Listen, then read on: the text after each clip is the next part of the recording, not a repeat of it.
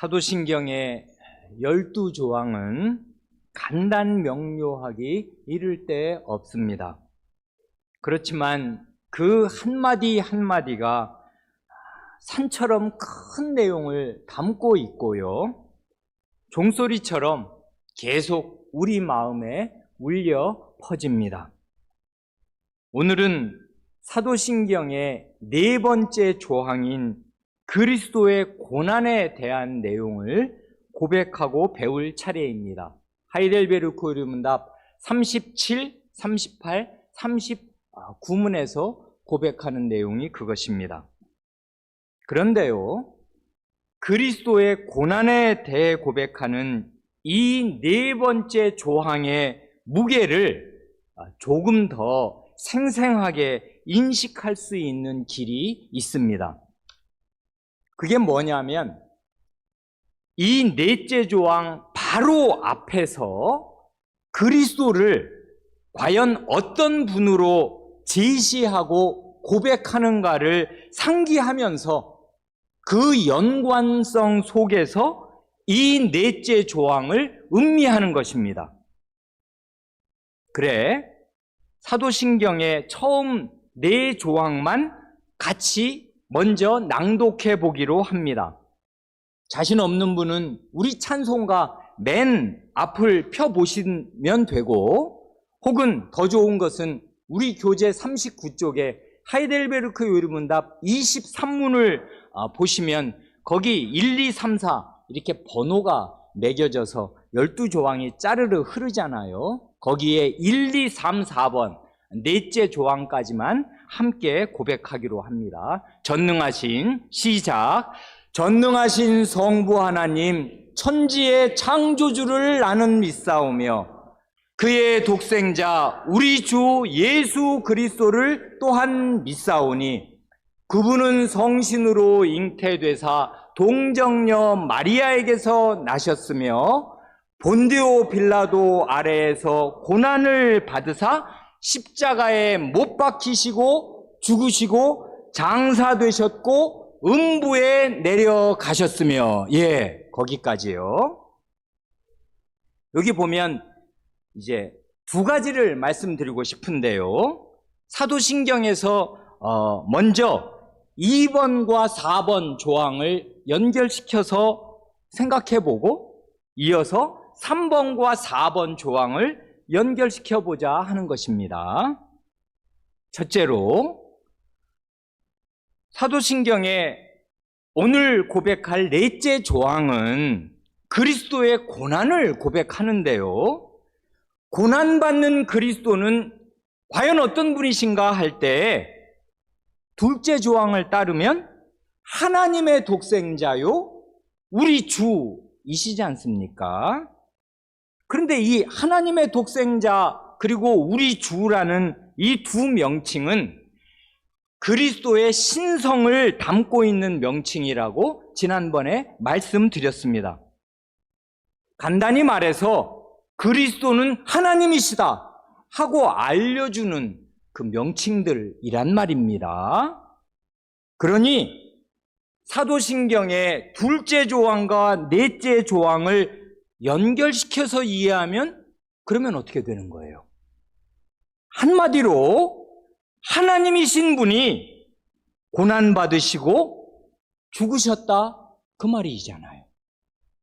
하나님이신 분의 죽음, 하나님의 죽음, 이 의미는 엄청난 것이고 한없이 심오한 것입니다. 둘째로 볼 것은 이것입니다. 셋째 조항은 그리스도의 동정녀 탄생을 고백하고요, 넷째 조항은 그리스도의 고난의 죽음을 고백하지 않습니까? 탄생과 죽음, 그리스도의 처음과 끝을 고백하고 있어요, 우리의 사도신경은. 그런데요, 중간은 없어요. 가만히 생각하면 사도신경은 놀랍게도 그리스도께서 이 땅에서 33년 동안 사시면서 행하신 그 중요한 많은 일들, 뭐가 있어요? 예를 들면 하나님 나라를 전파하시고 가르치신 일들, 그 마태복음 13장에 그 하나님 나라 천국 비유들 뭐 쭈르르 나오잖아요. 그리고 가르치신 말씀이 한둘이에요. 그러니까 그렇게 중요한 가르침들, 그리고 무수한 병자를 고치시고 귀신을 내어 쫓으신, 그리고 무리를 걸으신, 이런 모든 굉장한 일들이 복음서에 가득가득 기록되어 있잖아요. 그게 다 사복음서의 기록들 아니에요. 예수님의 행적과 말씀. 그런데 그런 예수님의 33년 동안의 언행은 과감히 다 생략하고서 그리스도께서 하신 일로 오로지 그리스도의 고난과 죽음만을 고백해요. 이게 생각할수록 놀랍단 말입니다. 그러니까 사도신경은 아주 최소한의, 더 이상 줄일 것이 없는 최소한의 짧은 분량으로 신앙을 고백하려니까, 아닌 게 아니라 생선의 등뼈처럼 가장 중요한 핵심만을 언급하는 것인데, 그 핵심이 뭐냐 할 때 그리스도의 대속사역, 어린 사람에겐 너무 어렵죠, 이렇게 말하면. 우리의 죄를 대신 속죄하려는 그 그리스도의 대속사역을 말하고 있는 거예요. 말하자면 그리스도의 대제사장으로서의 사역에 집중하고 있어요. 이런 데서 역으로 우리는 성경에서 놓쳐서는 안 될 가장 중요한 핵심이 무엇이며, 우리가 항상 마음에 붙잡고 있어야 할 진리의 요체가 무엇인가를 배우고 우리 마음에 새기게 됩니다. 진리의 요체가 뭐예요? 그리스도의 대속이란 말입니다. 그리스도의 대속이란 우리의 죄를 전제하는 거예요. 우리는 죄인이다. 그런데 그리스도께서 이 죄를 해결하시려고 어떤 일을 행하셨나? 그 얘기만을 하고 있어요. 이 사도신경은 말입니다.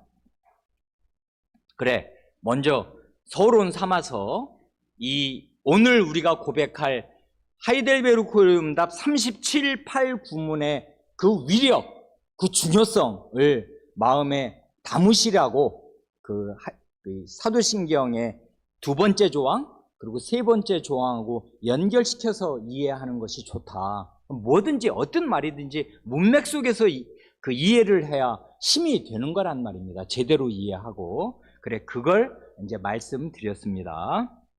먼저 오늘은 좀 이례적으로 하이델베르크 응답 37문, 8문, 9문을 한꺼번에 이어서 쭉 고백하겠습니다. 그럴 이유가 있어서 그런 것입니다.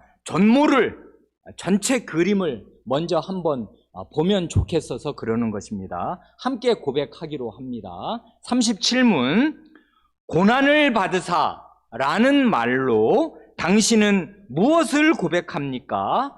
답, 그리스도는 이 세상에 사셨던 모든 기간에, 특히 생의 마지막 시기에 모든 인류의 죄에 대한 하나님의 진노를 자신의 몸과 영혼에 짊어지셨습니다. 그분은 유일한 화목제물로 고난을 당함으로써 우리의 몸과 영혼을 영원한 저주로부터 구원하셨고, 우리를 위해 하나님의 은혜와 의와 영원한 생명을 얻으셨습니다.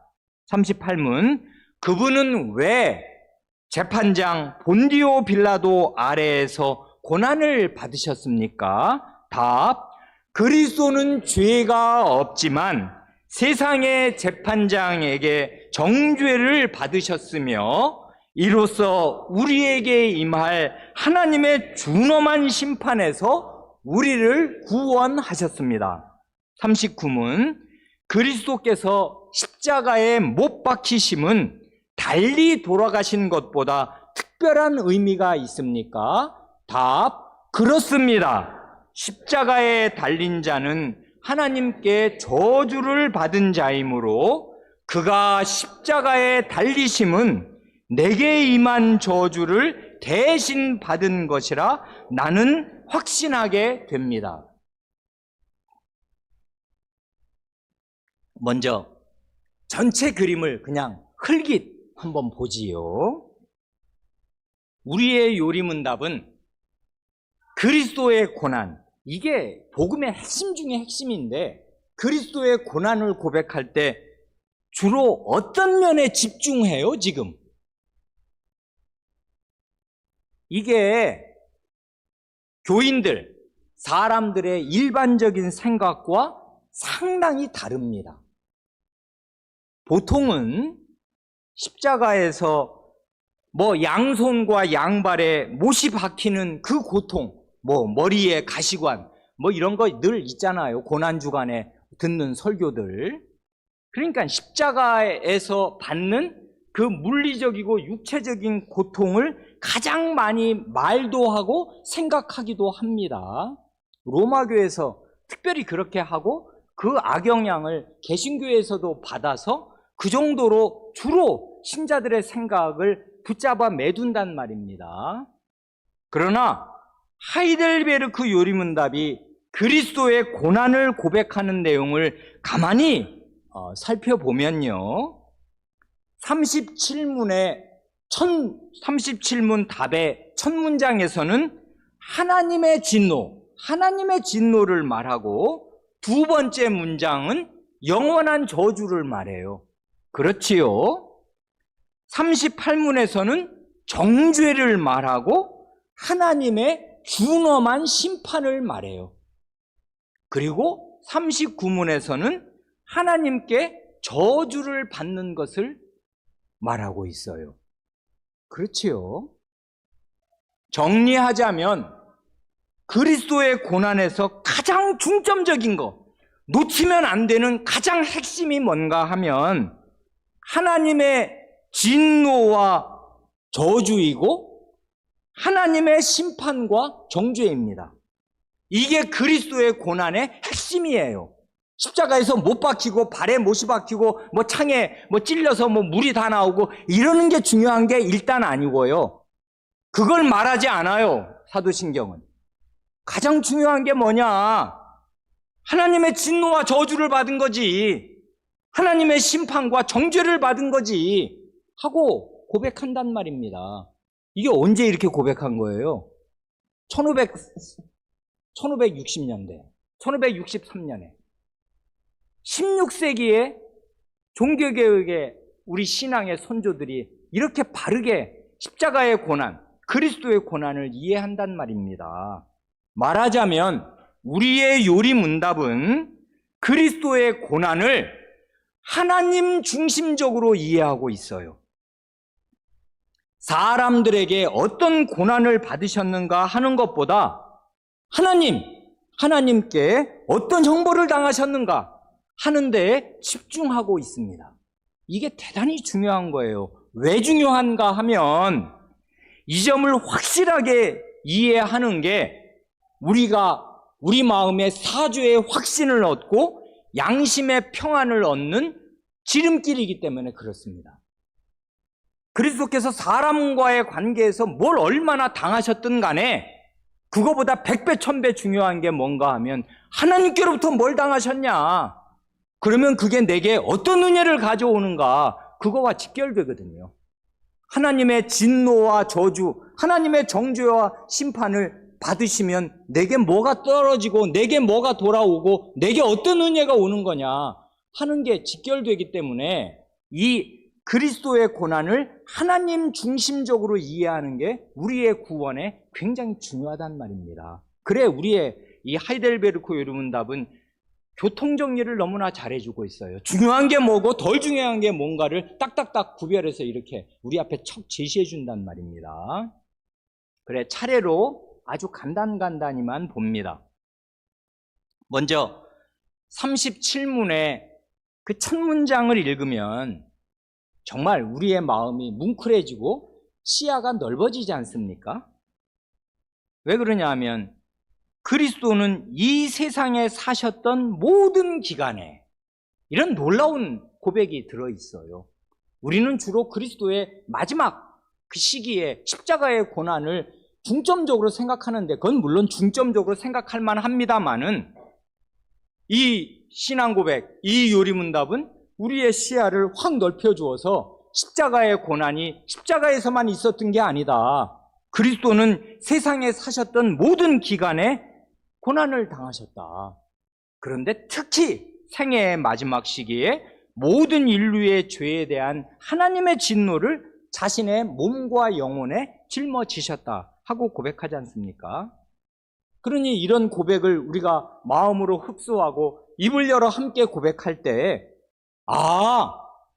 우리 주님의 지상 생애란 33년여 전부가 하루하루 1년 365일이 하나님의 진노를 자신의 몸과 영혼에 짊어지는 고통이었구나.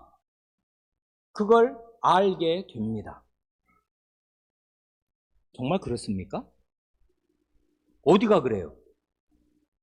그걸 한번 그냥 이게 시간이 없으니까 복음서를 다 얘기하자면 우리가 밤을 새야 되지 않을까요? 그러니까 아주 간단히만 그냥 주마간산으로 그야말로 말 타고 지나가면서 산 보듯이 간단히만 살펴봅니다. 주님께서 이 세상에 사셨던 모든 기간에 어떻게 하나님의 진노를 자신의 몸과 영혼에 짊어지셨는가? 그것입니다. 먼저 창조주이신 분이, 곧 하나님이신 분이 피조물의 몸 안에서 피조물의 모습으로 태어나신다는 것 자체가 우리가 이루다 헤아릴 수 없는 엄청난 자기 비하요 낮아지심 아니에요. 사람이 평생 개미로 사는 것보다 더 낮아지신 것 아닙니까? 이게 창조주가 어떻게 피조물의 몸을 입을 수가 있으며 그 몸을 입은 이후로 영원히 그 몸을 입고 있을 수가 있냔 말입니다. 그런데요, 주님은 태어날 때부터 사람 대접을 제대로 받지 못하고 그 산모가 산시를 구할 수가 없어서 짐승이 있는 헛간에서 태어나시고, 태어나자마자 탯줄 끊자마자 짐승의 밥통 위에 누이셨습니다.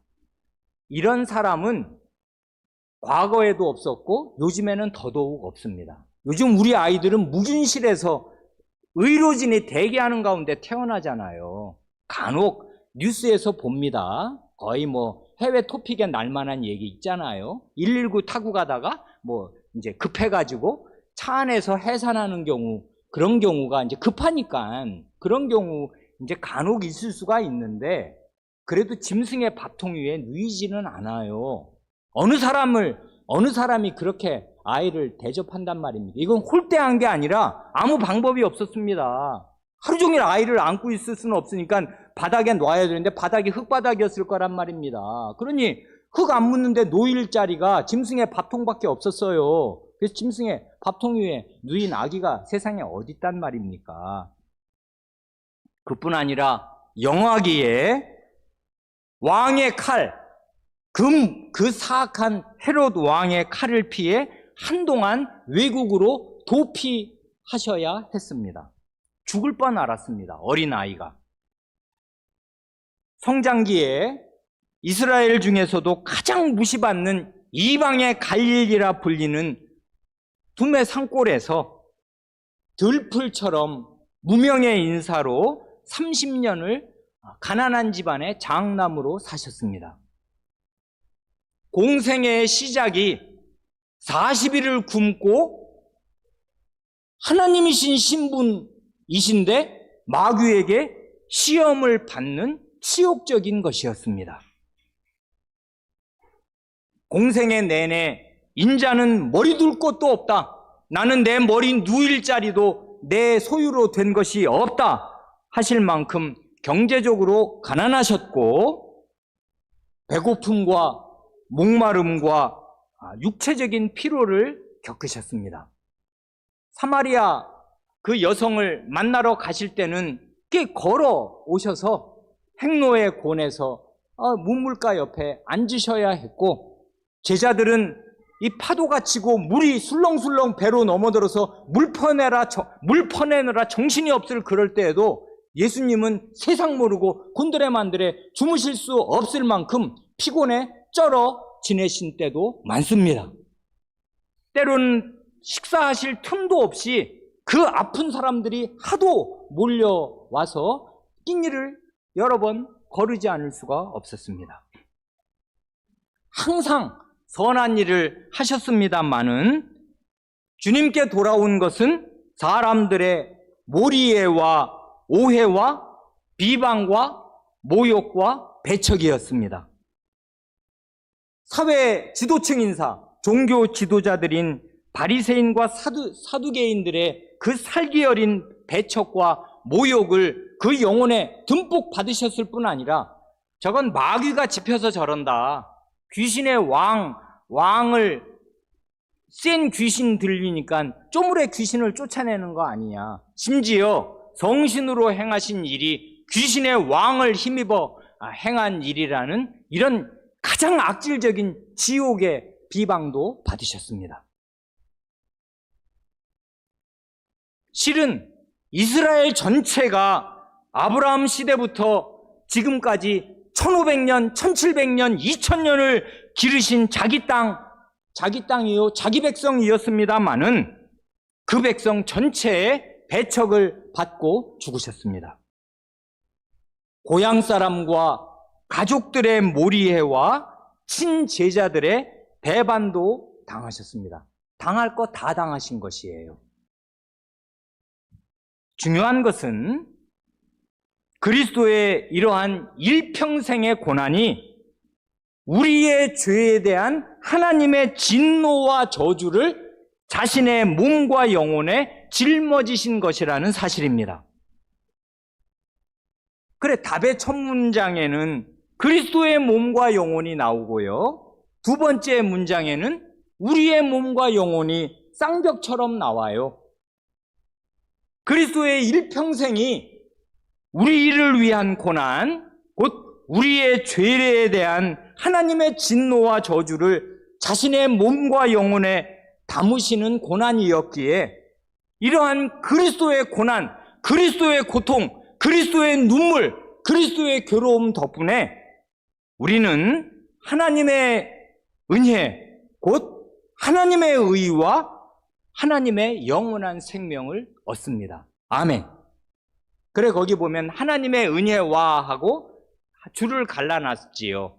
이건 병렬이 아니란 말입니다. 하나님의 은혜도 얻고 의도 얻고 영원한 생명 얻는다. 이렇게 평명하게 이해하는 것보다 그리스도의 고난으로 하나님의 은혜가 우리에게 쏟아진다. 그 은혜의 핵이 뭐냐? 하이델베르크 요리문답의 주제였던 하나님의 의. 이건 죄인이 꿈도 꿀 수 없는 것입니다. 어떻게 죄인이 하나님에게 의롭다함을 받을 수가 있어요? 안 되거든요, 그건. 죄인은 죄인이지. 그런데 그리스도가 우리의 죄를 대신해서 하나님의 진노와 저주를 받으셨기에 우리는 하나님의 의를 얻고 의인으로서 영원한 생명을 얻습니다. 이게 하나님의 은혜입니다. 그래서 하나님의 은혜와 의와 생명을 얻는다 하고 우리의 요리문답은 아름답게 고백합니다. 독립개신교에서 이 행갈이라고 줄을 바꿀 때 이 요리문답이 전하려는 그 중요한 내용들을 그 속 갈피들을 마음으로 잘 이해한 것이란 말입니다. 그 다음 38문은요, 많은 교인들이 대개 잘 의식하지 못하는 아주 중요한 사실을 하나 콕 집어서 단적으로 고백합니다. 사도신경에 그 하나님의 성부, 성자, 성신 말고 사람의 이름이 3개 나오지요. 뭐가 있어요? 첫째는 예수. 그건 뭐 사람 이름이니까 예수가 나오고, 그 다음 누가 나와요? 동정녀 마리아. 그 다음 누가 나와요? 본디오 빌라도. 3사람이 나옵니다. 예수님이야 우리 신앙의 대상이니까 당연히 나와야 되는데, 예수님의 생애 첫 순간에 그걸 가능하게 해준 동정녀 마리아, 그 육신의 모친이 나오고, 마지막을 장식하는 본디오 빌라도가 나와요. 본디오에서 본디오는 본도, 그 폰투스 말이에요. 그 이제 본도라는 저 위에 비두니아 지방 위에 지방 있잖아요. 거기 출신이라 아마 본디오 빌라도라 한 것 같습니다. 그런데 본디오 빌라도가 거기서 왜 나와요? 이 짧은 신앙 고백, 도무지 뺄 것이라고는 없는 생선 등뼈 같은 이 짧은 신앙 고백 안에 본디오 빌라도의 이름이 왜 나오는가 하면 그가 세상의 재판장이기 때문입니다. 그래, 신앙 고백은 자세히 보는 게 아주 좋은데요. 자세히 보면요, 본디오 빌라도에게 고난을 받으셨다 이렇게 고백해요? 아니죠. 이건 본디오 빌라도에게 고난받지 않았다는 말이 아니고 본디오 빌라도에게 고난을 받으셨는데, 여기서 중요한 건 뭐냐 하면 그 사람 개인에게 무슨 해코지를 당하고 어떤 불의한 재판을 당하고 무슨 고통을 당했냐, 그게 중요한 게 아니에요. 뭐라고 고백해요? 재판장 본디오 빌라도 아래에서 고난을 받으셨다 하고 고백한단 말입니다. 뭘 말하는 거예요? 로마 총독 본디오 빌라도 치하에서 재판을 받았다, 그 얘기를 고백하는 거예요. 그래서 본디오 빌라도 아래에서, 이것도 치욕이지요. 하나님의 독생자가 죄 없는 사람으로서도 아무 죄가 없는 사람이 왜 재판장 아래에 들어가서 불법적인 재판을, 넌 죄인이다 하고 재판을 받냔 말입니다. 재판장 아래에 위치했다, 재판장 아래에서 재판을 받았다, 이 사실이 굉장히 중요한 거예요. 그 개인에게 뭘 당했다 하는 게 중요한 게 아닙니다. 공적인 재판을 받았다 하는 걸 굉장히 중요하게 지금 다루고 있는 것이에요. 그래서 본디오 빌라도 아래에서 고난을 받으셨다 하고 말하는 것입니다. 이게 왜 중요한가 하면 거기 재판장이라는 말이 2번 나오잖아요. 재판장 본디오 빌라도 아래에서. 이게 왜 중요하냐 하면 그 38문의 답이 고백하는 대로 그리스도는 죄가 없어요. 그런데 세상의 재판장에게 정죄를 받으셨으며 이로써 우리에게 임할 하나님의 준엄한 심판에서 우리를 구원하셨습니다 한단 말입니다. 그러니까 여기서 아주 중요한 게 뭐냐면 이 세상에서 공적으로, 이 세상이라면 어디를 말해요? 그때 로마 치하인데, 로마의 법전은 굉장히 유명해요. 아직까지도 전해 내려오고요. 로마의 법이 서양 법의 모태예요. 아주 정연한 법전 체계를 가지고 있단 말입니다. 로마는 그 당시 세계 최고의 문명국가 아니에요. 그 도로 건설 기술이나 건축 기술, 그때 세운 콜로세움이 2000년이 지나도 아직도 남아있잖아요. 그러니 이건 우리가 부끄러워해야 할 일 아니에요. 아파트 지어놓고 30년이면은 야 이거 안 된다, 구조 진단해가지고 때려 부수고 30년 50년 가면은 사람 못 살 동네 되는 거 아니에요. 지금 지어도 50년 100년이 어떻게 아파트가 가요? 이 발달된 2000년의 이 기술로도 100년 가는 아파트 왜 못 짓는지 모르겠는데, 그때 돌로 쌓아놓은 그 많은 수만 명이 들어가는 2000명의 2000년 전의 석조 건물이 고스란히 남아있단 말입니다. 그러니까 로마 제국은 어마어마한 그 지식체계, 과학기술, 그 다음에 법전, 군사력 이런 것들을 보유하고 있는 당시 최고의 문명국가란 말입니다. 그러니까 로마 제국은 모르는 사람 없잖아요. 그 로마 제국을 대표하는 로마의 황제가 파견한 이 세상의 재판장에게 재판을 받았는데, 중요한 건 이거예요. 거긴 답에 있는 말들이 한마디 한마디가 다 중요합니다. 죄가 있어서 재판받았으면 오늘 우리랑 아무 상관이 없어요. 그런데 거기 첫 마디 말이 뭐예요? 그리스도는 죄가 없지만.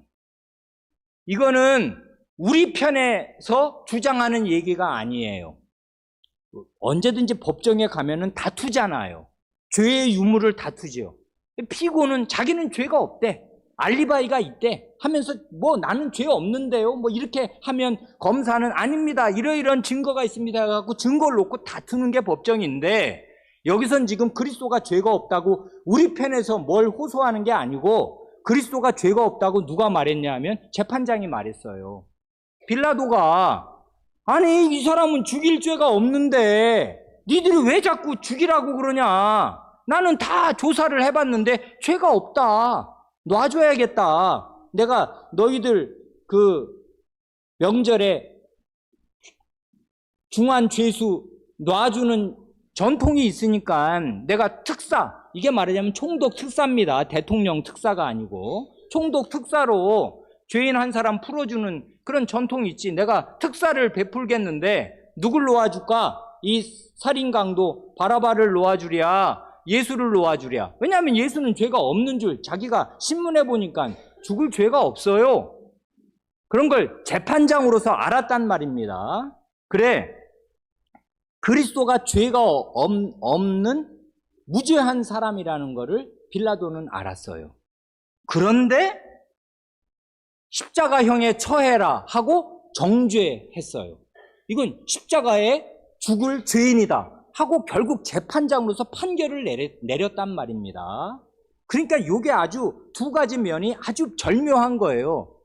그리스도 개인으로나 그리스도는 사실 공적으로는 재판장에게 다 조사를 마쳤는데 그때는 경찰이 따로 있고 사법부가 따로 있는 게 아니니까 총독이 모든 권한을 군권, 이 경찰권, 사법권을 다 가지고 있는 1인 총독으로서 군인 총독으로서 다 조사해보니 죄가 없어. 근데 결정은 어떻게 내렸냐면 재판장으로서 사형, 십자가형 이렇게 형벌을 내렸단 말입니다. 이 두 가지가 그러니까 그리스도에게는 절묘하게 묶여 있는 거예요. 죄 없이 정죄를 받았다. 재판 공개 그리고 정식 공식 재판정에서 정죄를 받았다 하는 게 굉장히 중요한 것입니다. 하나님께도 이게 중요하고 우리에게도 대단히 중요해요. 하나님께는 왜 중요합니까? 하나님이 이런 방식으로 그 당시 로마 세계의 그 법전으로 유명한 그 고대 최고의 문명 국가에서 정식 총독으로부터 정식 재판정에서 유죄 판결을 받되 죄 없이 억울하게 유죄 판결을 받게 하셨단 말입니다. 절묘하지요. 왜 죄 없는 분이 유죄 판결을 받은 거예요? 죄인을 대신하려고 본인의 죄가 아니라 우리의 죄를 대신하려고 유죄 판결을 받게 하셨다 이것입니다. 정식으로. 그럼으로써 여기 보면 이로써 우리에게 임할 하나님의 준엄한 심판에서 우리를 구원하셨습니다 하지 않습니까?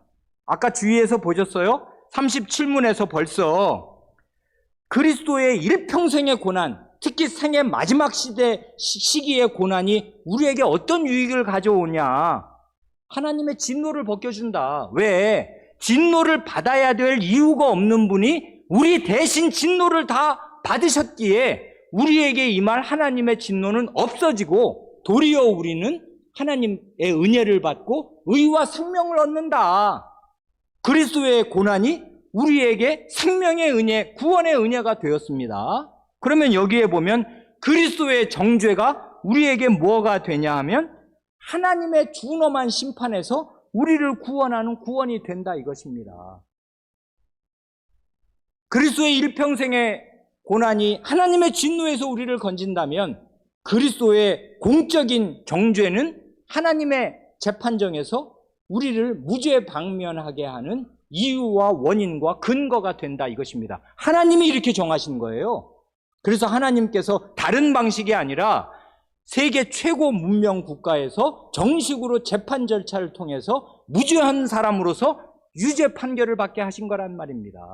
하나님의 마련은 철저하고 놀랍습니다. 그리고 은혜로워요.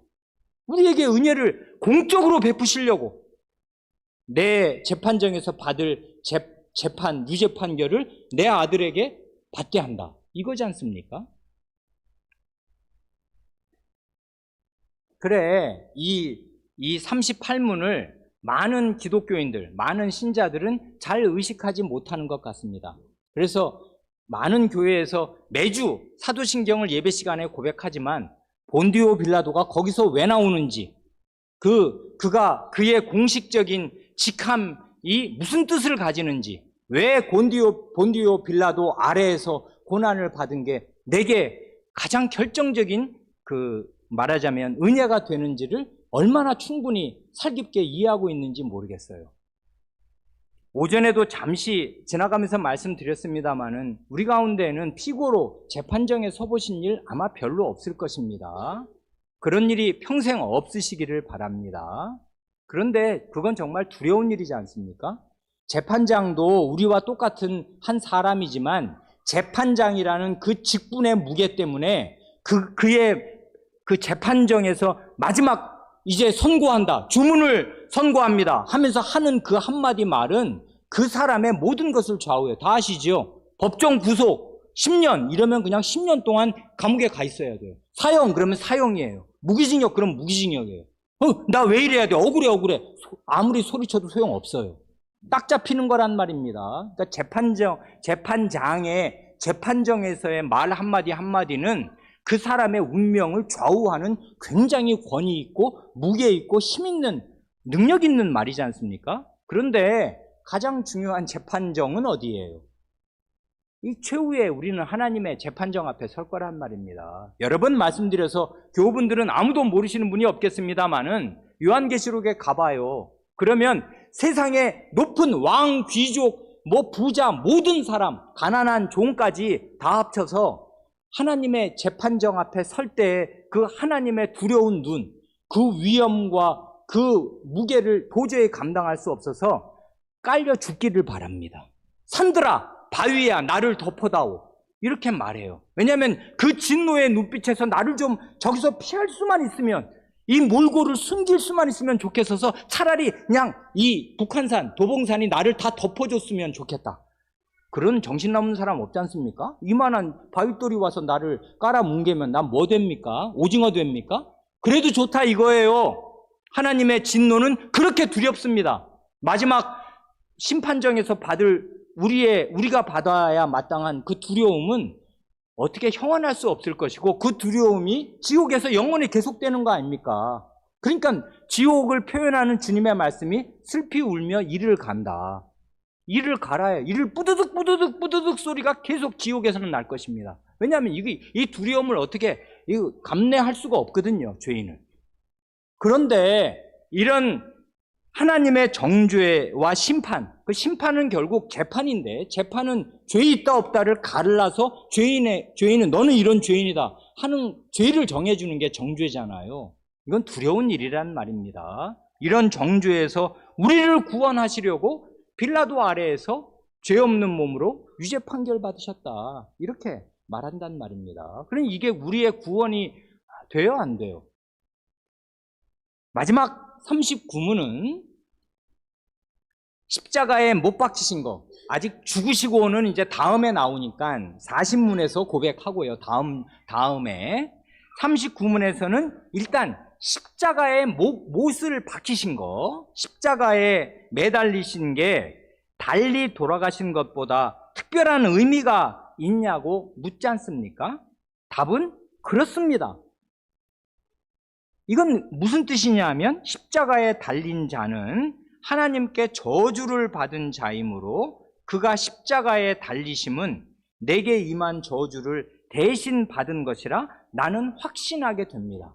우리에게 구원의 확신을 주는데, 어떤 구원의 확신을 주냐 하면, 나는 하나님의 저주를 이제는 안 받는다. 왜 그러냐면 그 저주의 나무에 달릴 이유가 없는 분이 나 대신 그 저주의 나무에 달렸고, 그것을 하나님이 인정하셨고 하나님이 그걸 기획하셨으니 나는 이제 하나님의 저주는 안 당한다. 그걸 확신할 수 있다. 이렇게 지금 말하는 거지 않습니까? 근데 여기 보면 그 질문에서 말이에요, 달리 돌아가시는 경우들을 이제 상정하지 않습니까?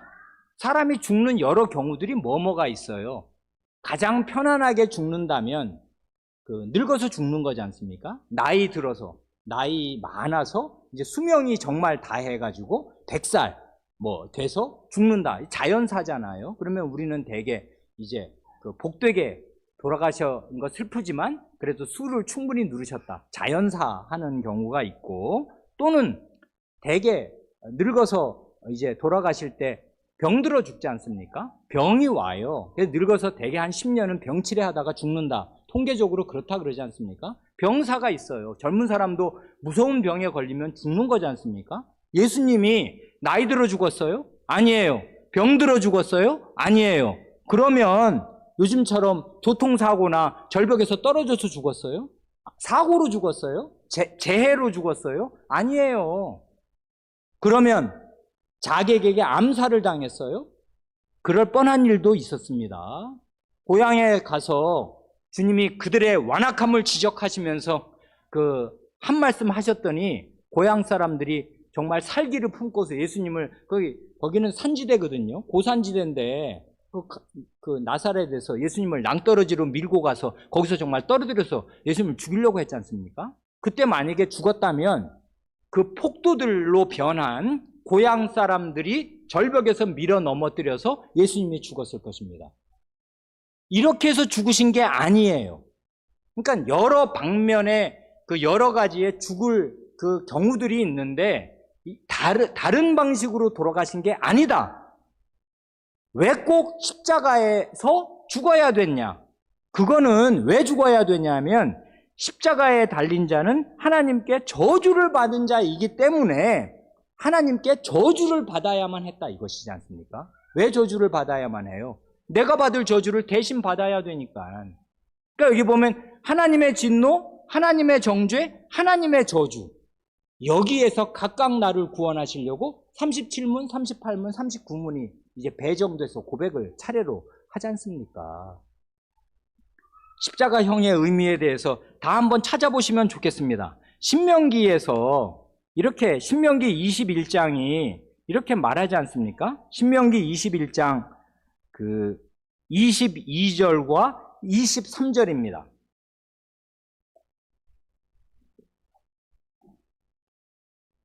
십자가형이 왜 저주인가를 이제 구약 모세 오경에서 규정을 해놓은 게 있어요. 그러니까 예수님 십자가 돌아가시기 전 한 1500년 전에 모세 율법에 이게 명문으로 딱 기록되어 있었단 말입니다. 신명기 21장 22절 이하를 보면 사람이 만일 죽을 죄를 범함으로 내가 그를 죽여 나무 위에 달거든 그 시체를 나무 위에 밤새도록 두지 말고 그날에 장사하여 내 하나님 여호와께서 내게 기업으로 주시는 땅을 더럽히지 말라. 나무에 달린 자는 하나님께 저주를 받았음이니라 하지 않습니까?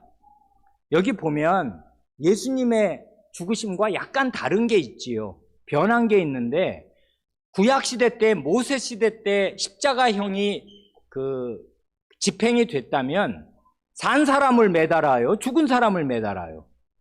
죽은 사람을 매다는 거예요. 여기 보면 22절이 그러잖아요. 그를 죽여 나무 위에 달거든 한단 말입니다.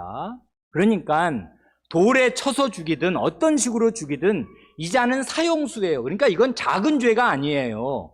생사람 목숨을 끊어놓아야 되는 살인범이든지 아주 중한 죄를 지었습니다. 그러면 어떻게 해요? 일단 그의 목숨을 끊어요. 죽었어.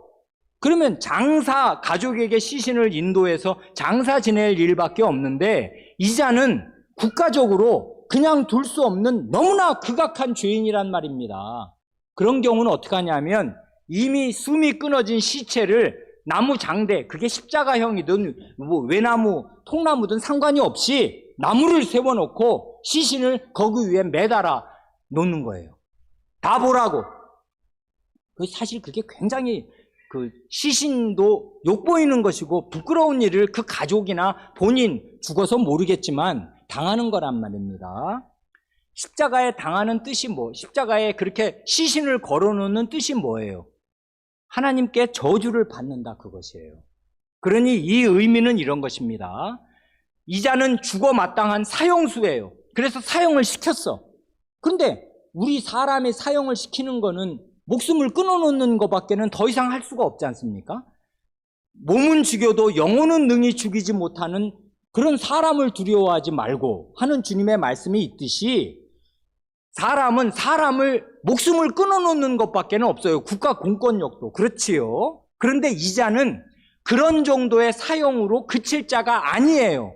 어떤 자냐 하면 예를 들면 신성을 완전히 모독했다든지 바알 숭배를 도입해서 바알 숭배 하고 다니는 바알 전도사였든지, 그럼 이스라엘을 망하게 하니까 이런 자는 죽일 뿐 아니라 하나님께 저주를 받아야 되니까 십자가에 매달 때 그 백성의 기도는 이런 것입니다. 하나님, 저희는 이 자는 사형에 처할 자인 줄을 알고 사형에 처해서 목숨을 끊어놓았습니다마는 이 자는 그 정도에서 그칠 자가 아니라 그 영혼이 하나님의 저주를 받을 자이니 하나님께서 그의 영혼에 친히 저주를 베푸시옵소서 하고서 그를 십자가가 아니라 나무에 매다는 거예요. 그러면 하나님께서 하늘에서 보시고 오냐? 이게 모세의 법이니까 말입니다. 하나님이 내신 법이거든요. 알았다. 너희들은 사형을 정당하게 집행했는데 그 이상은 사람의 힘으로 할 수가 없으니 내가 그의 영혼을 지옥에 음부에 쳐넣으리라. 그 자는 죽어서도 좋은 꼴을 전혀 볼 수 없고 나의 저주를 받는다는 사실을 온 백성이 알아야 한다 하고서 이렇게 시신을 저주의 상징으로 걸어 놓는 거란 말입니다. 이게 저주의 나무의 의미예요. 그러니까 너무 이게 끔찍하기 때문에 그 땅은 원래 무슨 땅이에요? 하나님의 복이 임하는 약속의 땅이고 적과 꿀이 흐르는 땅이고 하나님이 함께 하시는 땅이니까 그 저주받은 자를 계속 거기다 달아놓으면 안 돼요. 그래서 이제 해지기 전에 그만큼 밤새도록 그냥 밤을 두어서 맨날 며칠 두지 말고 나무에 몇 시간 달아놓고 시체를, 그러고 나서는 끄집어 내려서 매장을 해라. 이런 식으로. 그게 워낙 저주 덩어리니까 말입니다. 그 몸이. 그리고 이제 영혼이 저주받은 상태인 거를 다 백성에게 알게 했으니까 이제는 거의 그 땅 더러워질까봐 땅에 그냥 묻어라. 이렇게 하신 말씀이 있단 말입니다. 그래서 십자가형을 받으신 거예요. 십자가라는 이렇게 열십자 형태가 중요한 게 아니라 저주의 나무에 달린 거예요. 하나님이 그걸 인정하고 받으신 거란 말입니다. 예수는 저주 덩어리다. 그래서 오늘 우리가 본문으로 읽은 갈라디아서 3장 13절 여러 번 말씀드려서 다 이해하시겠습니다. 그리스도께서 우리를 위하여 저주를 받은 바 되사 하였지만, 이건 말을 부드럽게 번역하느라고 이렇게 한 거지, 그리스도께서 우리 때문에 저주가 되사, 이 말이라고 분명히 말씀드렸습니다. 저주 덩어리가 되신 거예요. 그리스도 자체가 저주입니다. 왜 그러냐면 나무에 달렸거든. 하나님이 그걸 인정하시는 거예요. 너는 저주받아 마땅한 자다. 죽어야지. 그리고 네 영혼은 편안한 데로 갈 수 없다 하고 내가 저주한다 하는 상징이 나무에 다는 거란 말입니다. 그런데 교묘하게 그때 로마 시대 때 국사범이나 아주 흉악범을 그렇게 나무에 다는 그런 풍습이 로마 시대 때 이전부터 있어서 로마 시대 때 그게 하루에 6,000명인가를 이제 포로들인가 이런 사람들을 십자가에 단 일도 있어요. 그런데 중요한 거는 주님은 죄 없는 몸으로 저주의 나무에 달리셨어요. 그러면 어떻게 되는 거예요? 우리에게 임할 하나님의 저주가 없어진다 이것입니다. 그래, 정리하겠습니다. 단 3문장으로 37, 8, 9문을 정리하면 이렇습니다. 그리스도의 일생의 고난은 우리를 하나님의 진노에서 해방시켜 주시기 위함이다. 38문, 그리스도께서 공적으로 정죄 받으심은 우리를 하나님의 정죄에서 해방시켜 주시기 위함이다. 39문, 그리스도의 십자가형은 우리를 하나님의 저주에서 해방시켜 주시기 위함이다. 아멘. 여기 3문의 차례로 나오는 게 뭐예요? 하나님의 진노, 하나님의 정죄, 하나님의 심판입니다. 결국 하나님과 우리의 관계가 결정적으로 중요한 것이에요. 다른 사람과 관계 어쩌고 저쩌고 힘들고 어쩌고 이러는 게 중요한 게 아니고 하나님하고 어떤 관계를 맺고 있냐. 하나님의 진노 아래에 있고 정죄 아래에 있고 하나님의 저주 아래에 있으면 그 인생은 강남의 빌딩주로 살아도 가장 불쌍한 인간으로 살고 영원한 멸망으로 가는 거지 않습니까? 그런데 우리는 집 없이 살고 가난하게 살고 병약하게 살지 몰라도 하나님의 진노와 하나님의 정죄와 하나님의 저주에서 해방된다면 그것처럼 좋은 것은 없어요. 그러면 하나님의 은혜가 그에게 쏟아질 것이고 그 은혜의 핵으로서 하나님의 의와 하나님의 영원한 생명을 얻을 것이기에 그렇습니다. 그게 여러분들의 복입니다. 그리고 저의 복입니다. 아멘. 기도하시겠습니다.